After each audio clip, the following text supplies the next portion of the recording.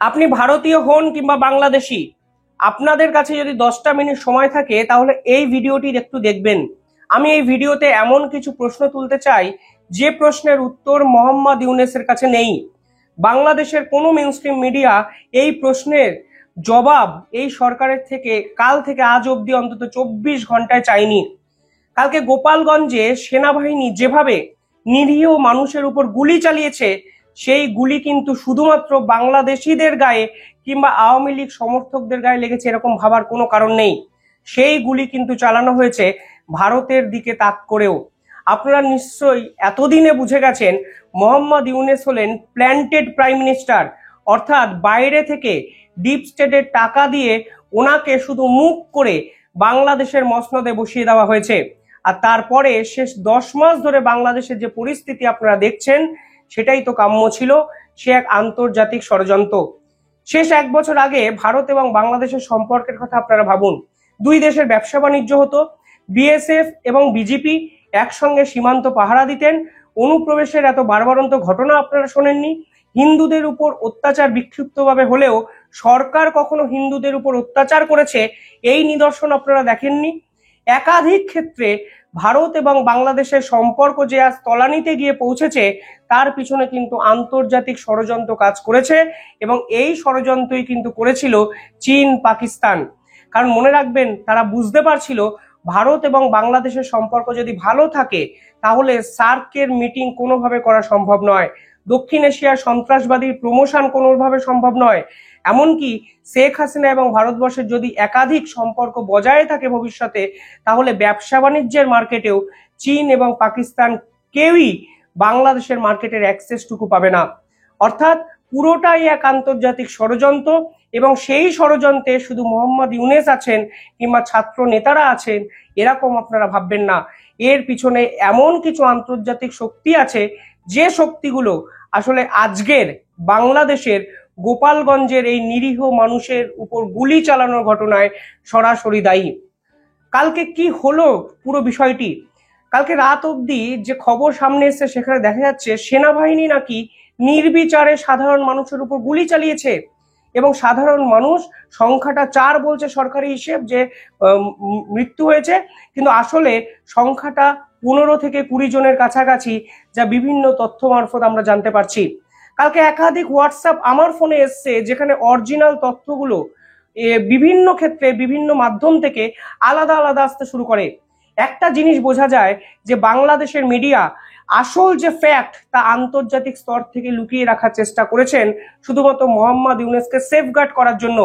কিন্তু কালকে গোপালগঞ্জে যে ঘটনা ঘটেছে, সেনাবাহিনী যেরকম নির্মমভাবে সাধারণ মানুষকে হত্যা করেছে, তা এক কথায় বাংলাদেশের ইতিহাসের কালো দিন।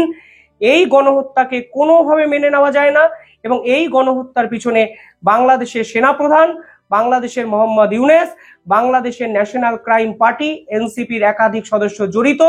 যতদিন ইতিহাস থাকবে গোপালগঞ্জ মানুষের এই লড়াই যেমন থাকবে, ঠিক সেরকম ভাবে পাশাপাশি হিসাবে এই ইতিহাসের কালো দিন অর্থাৎ সেনাবাহিনীর দ্বারা গণহত্যা, স্টেট স্পন্সর টেরোরিজম, এই ব্যাখ্যাটাও কিন্তু থেকে যাবে কালকের ঘটনার পর।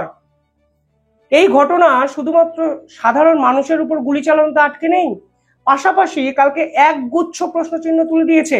প্রথম প্রশ্ন তো অবশ্যই তোলে, কালকে এনসিপির এই ছাত্র নেতারা গোপালগঞ্জে কেন গেলেন, যাওয়ার প্রয়োজনীয়তাটা কি ছিল? যেখানে সারা দেশে তারা বিভিন্ন ক্ষেত্রে টুকরো টুকরো সমাবেশ করছেন, সেখানে মার্চ টু গোপালগঞ্জ করে তারা কি অসাধ্য সাধন করতে চেয়েছিলেন? আপনারা বলতেই পারেন তারা বীরত্বের মতো বীর হয়ে গোপালগঞ্জে গিয়ে একটি সভা করে দেখিয়েছেন, কিন্তু আলটিমেটলি সবার পিছনে তারা গোপালগঞ্জ জয় করব এই অতিরঞ্জিত আত্মবিশ্বাস দেখাতে চায়নি কি? নিঃসন্দেহে দেখিয়েছে। যেদিন থেকে এই সভা হবে ঘোষণা করা হয়েছে, সারা জায়গায় সমস্ত সোশ্যাল নেটওয়ার্কে উস্কানিমূলক মন্তব্য করা হয় বিভিন্ন নেতার পক্ষ থেকে। তারা ভাবলেনটা কি? তারা ভাবলেন গোপালগঞ্জে একটি সভা করব, আর আওয়ামী লীগের সমর্থক কিংবা এই ফ্যাসিবাদের বিপক্ষে যারা কথা বলে সমস্ত সমর্থকরা প্যালপ্যাল করে তাদের দিকে চলে আসবে। এই মূর্খের স্বর্গে কি তারা বাস করলেন? যেদিন থেকে সভা হওয়ার কথা ছিল, বাংলাদেশের গোয়েন্দা দপ্তর অত্যন্ত অ্যাক্টিভ হয়ে যায়। বহু ছাত্রলীগ মানে আগে যারা আওয়ামী লীগ করতেন তাদের ঘর বাড়িতে তছনছ করা হয়, ষড়যন্ত্র করা হয়, তাদেরকে খোঁজাখুঁজি শুরু করা হয়। এমনকি বহু নেতাদের খুঁজে পাওয়া না যাওয়ার পরেও তাদের স্ত্রী, তাদের পরিবারের সদস্যকে কিন্তু গ্রেপ্তার করে বাংলাদেশের গোয়েন্দা দপ্তর। অর্থাৎ বাংলাদেশের গোয়েন্দা দপ্তরের কাছে কি খবর ছিল এনসিপি যেদিন সভা করবেন তাদের পাল্টা অ্যাটাক করার পরিকল্পনা কেউ বা কারা করছেন? যদি তথ্য থাকে তাহলে তারা আগাম কেন পূর্বাভাস পাওয়া সত্ত্বেও প্রোটেকশনের ব্যবস্থা করলেন না?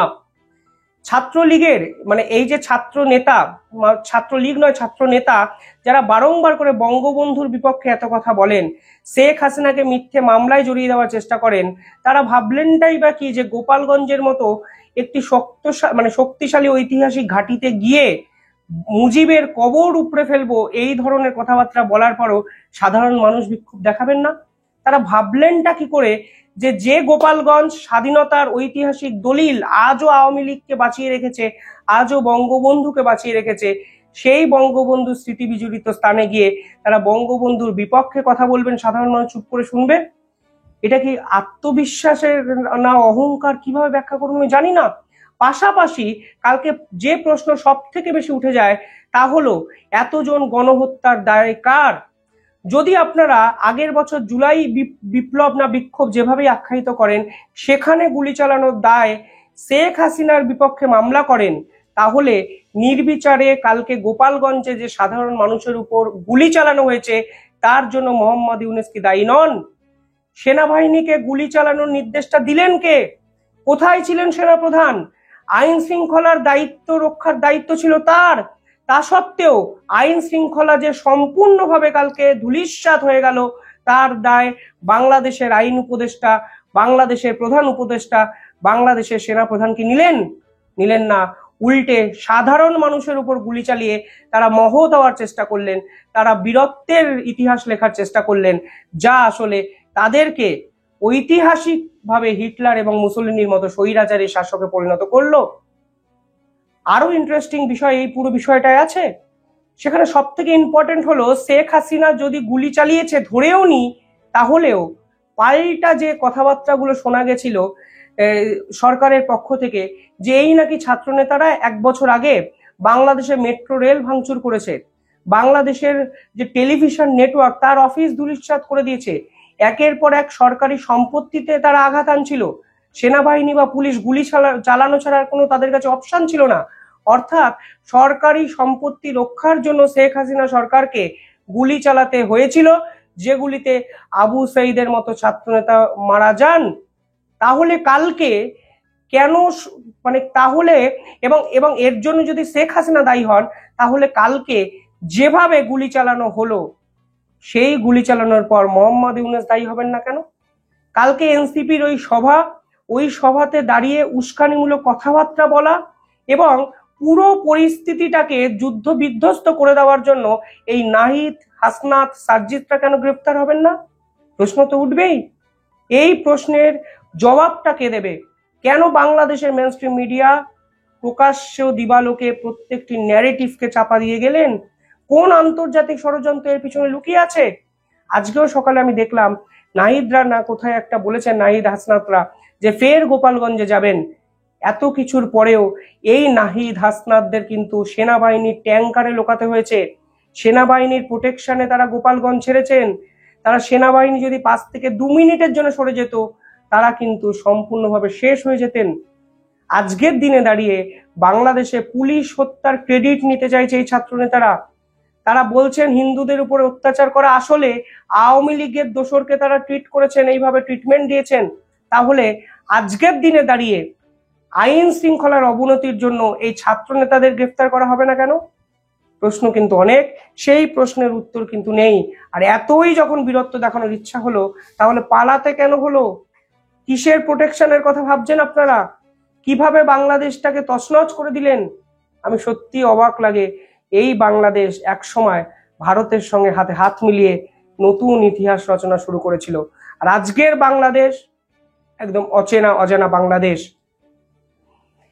সেনাপ্রধান কোথায়? 5ই আগস্ট 2024 সকলের সামনে তিনি বলেছিলেন দেশের দায়িত্ব তিনি নিলেন, মোহাম্মদ ইউনূসকে তিনি দায়িত্ব দেবেন, নির্বাচন হবে, সংস্কার হবে, বিচার হবে, কত বড় বড় কথা।